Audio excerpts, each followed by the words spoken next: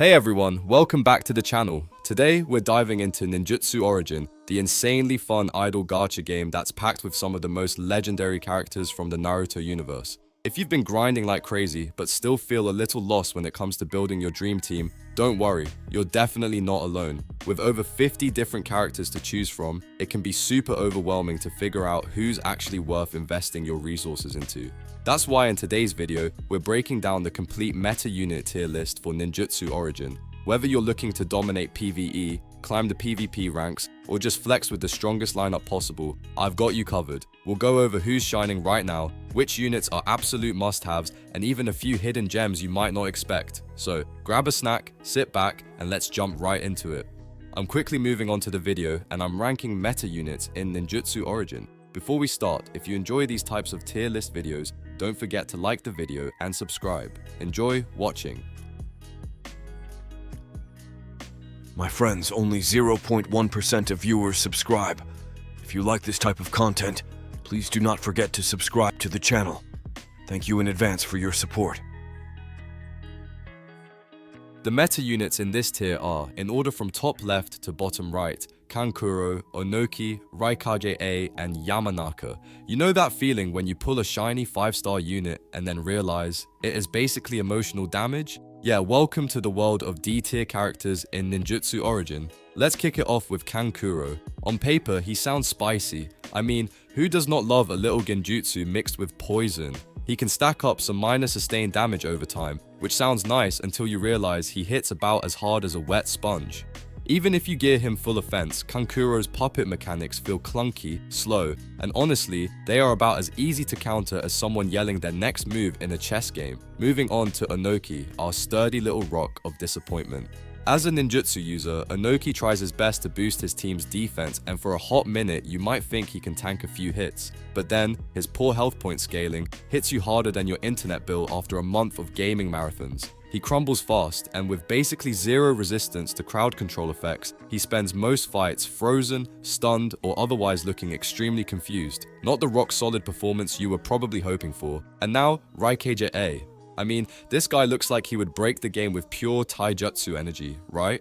Well, he does hit like a truck, but only once. His initial burst of damage is fantastic. Your enemies will definitely feel it. But after that, he runs out of gas faster than a busted lawnmower. His sustain is terrible for longer fights, and unless you sink an absolutely ridiculous amount of resources into him from the start, Raikage-A is going to disappoint you faster than a bad gacha pull. Finally, we have Yamanaka. She is another taijutsu unit, and she tries to bring support to the team with minor debuff removal, which, would be nice if it was consistent or impactful. Her healing output is so weak it is practically a placebo effect, and her buffs expire so quickly you would think they had somewhere else to be. In short, using Yamanaka feels a bit like bringing a first aid kit to a nuclear war. The effort is there, but the impact is basically non-existent. The meta units in this tier are, in order from top left to bottom right, Gaara, Karin, Shisui, Shikamaru Nara, and Sasuke. Ever tried building a sandcastle during a hurricane? Well, that is kind of what using Gaara feels like in the late game of Ninjutsu Origin. Sure, our 5-star ninjutsu buddy starts strong by offering shields that absorb moderate amounts of damage and a passive that boosts team defense. But once the enemy's power spikes, Gaara's shields pop faster than bubble wrap at a stress relief party. Early game, he is your guy. Late game, he is just, well, he is there I guess. Now, let us talk about Karin, another 5-star ninjutsu character who embraces basically the team mum. If your mum was super fragile and got knocked out in the first 5 minutes, Karin provides some pretty decent burst healing to a single ally, and she even gives a tiny boost to your team's energy regeneration. Problem is, she is about as durable as wet tissue paper. Protecting her feels like a full-time job, and honestly, sometimes it is just easier to let her go and move on. Shisui steps onto the battlefield like he is starring in his own action movie, dodging basic attacks left and right with his high evasion rate.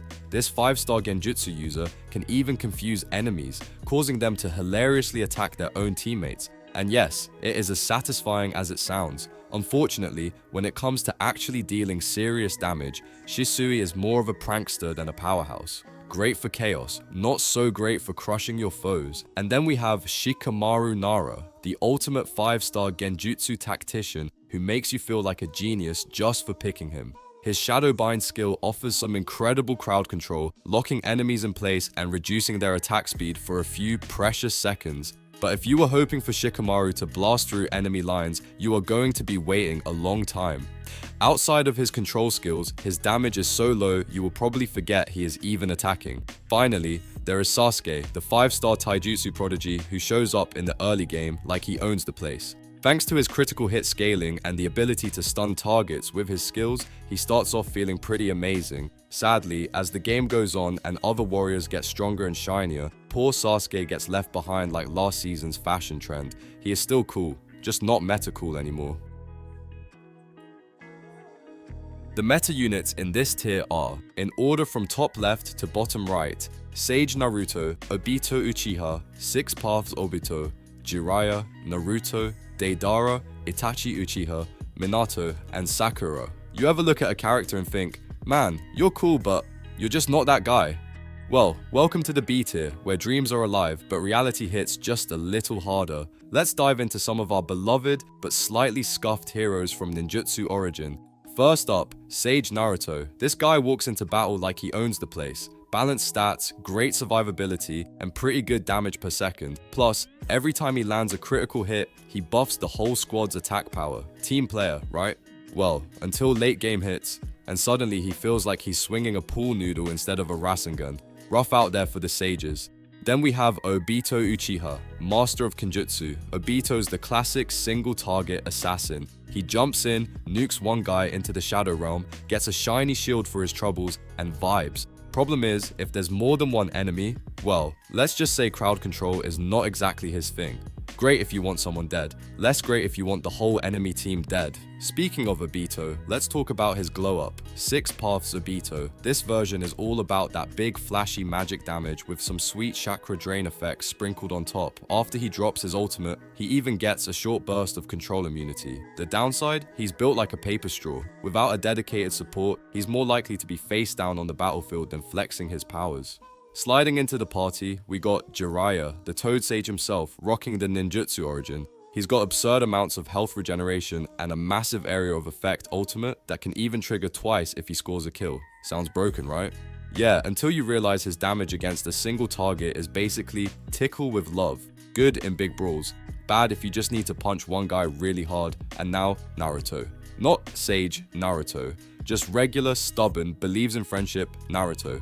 He's surprisingly versatile, stacking buffs every time he lands an attack. He can frontline, he can off-tank, he can do it all. If you give him like an hour, the kid needs serious ramp-up time to reach his full damage potential. Until then, he's basically running on pure optimism. Deidara fans, assemble. Deidara, also of Ninjutsu Origin, is the explosion guy you call when you want maximum chaos. His area of effects damage is top tier, and his damage over time and burn effects can melt enemy teams. Plus, his skills can cause chain explosions, which is just beautiful. Tragically though, Deidara is also the kind of guy who trips once and dies instantly. Squishiest bomber in the business. Next is Itachi Uchiha, bringing that sweet genjutsu flavor. Early game, Itachi feels immortal with his dodge-focused build. Plus, his ultimate can silence enemies, which is chef's kiss against ability-spamming teams. However, if you were hoping for consistent high damage per second, well, Itachi's gonna need a lot of external buffs and emotional support to get there. Finally, let's give it up for Minato, another genjutsu master. Minato zips around the battlefield with high mobility and teleportation tricks. He's basically a backline assassin, deleting low health enemies before they even blink. But, and it's a big but, his skills have really short durations and he's super dependent on cooldowns. No abilities ready, no kills for you buddy. And hey, let's not forget Sakura, the taijutsu sweetheart. She's all about that reliable healing over time and can cleanse debuffs and even boost her teammates' attack with her special skill. She's a fantastic support, if you lower your expectations a little. Compared to S tier healers, her output is like bringing a band-aid to a sword fight. The meta units in this tier are, in order from top left to bottom right, Hayden, Rinnegan Sasuke, Ninetales Minato Uzumaki, Pain Deva Path, Sage Hashirama, 8 Gates Guy, and Kama Boruto. You know that moment when you think you've seen it all, and then Hidan walks in like he owns the place? This guy is a literal tank. Seriously, his health pool is so massive you think he's cheating. Plus, thanks to his passive skills, he just keeps healing himself mid-battle like it's a casual Sunday stroll.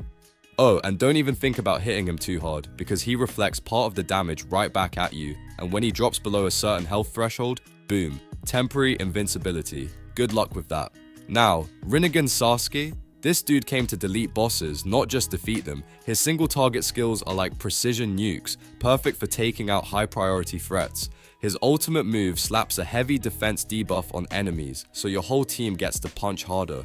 Also, guess what? He is completely immune to crowd control effects, and if his health dips below 50%, he gains a monstrous boost to his damage per second. Basically, the lower his health, the bigger the rage. It's beautiful chaos. Next up, let's talk about Ninetales Minato Uzumaki. First off, yes, it's as terrifying as it sounds. This 5-star Senjutsu powerhouse has an area of effect ultimate move that scales crazy high with critical hits. And if you're wondering whether you can fire it off early, absolutely.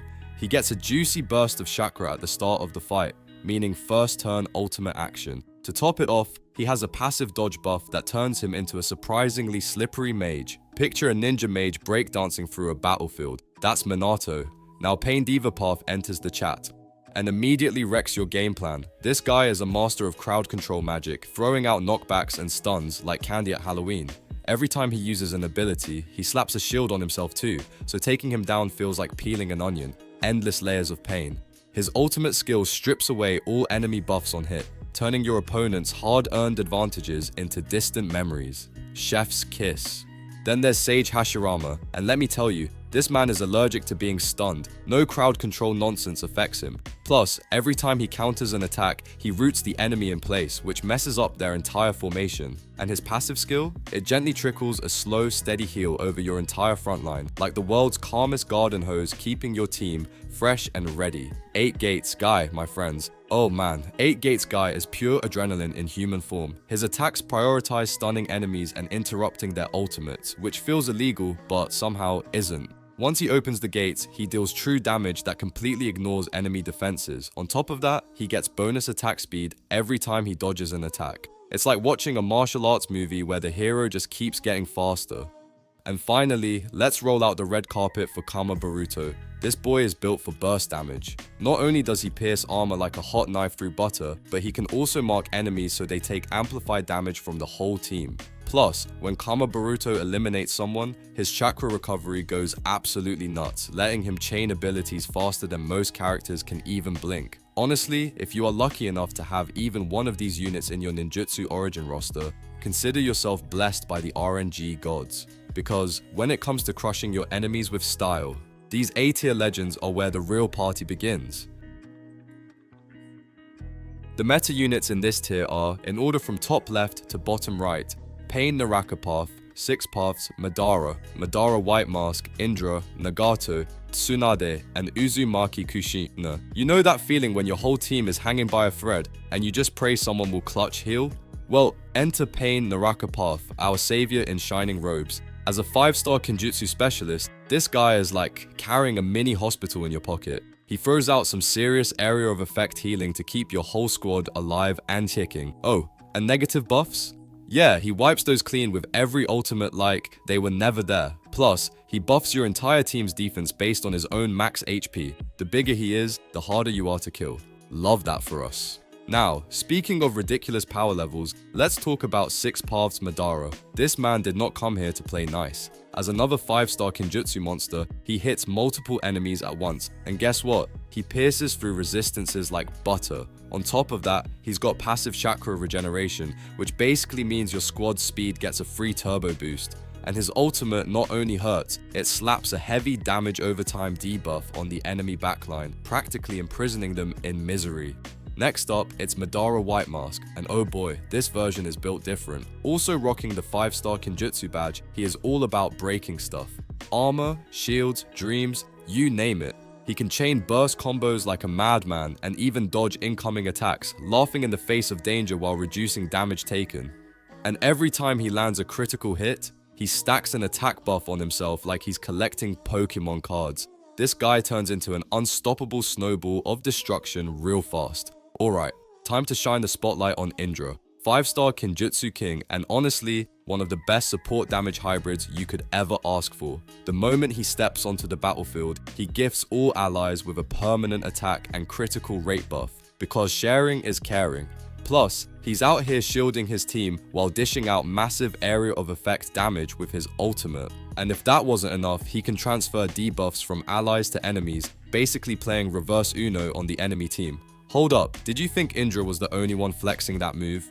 Because Nagato, yes, another 5-star Ninjutsu legend, is serving almost the exact same vibes. Permanent attack and critical buffs on arrival? Check. Giant area of effect damage? Check. Shields? Check. Debuff swapping? Big shiny double check. It's like Indra and Nagato had a secret handshake and decided to become twin terrors of the meta. Not complaining though, of course we cannot ignore the queen herself, Tsunade. As a 5-star Senjutsu specialist, she boasts the highest single target healing in the game, scaling off her max HP. She's the kind of healer that makes you wonder if your squad is actually immortal. And she's not just about healing, she gives your frontline allies a massive defense penetration buff, making sure your big hitters actually hit hard. Also, every time she heals, she scrubs away all those annoying damage over time effects like bleed, burn, and poison. Seriously, Tsunade deserves a medal. Finally, say hello to Uzumaki Kushina, the ultimate no, you will not stun my team unit. Another 5-star Senjutsu champion, Kushina grants all allies bonus tenacity right out of the gate,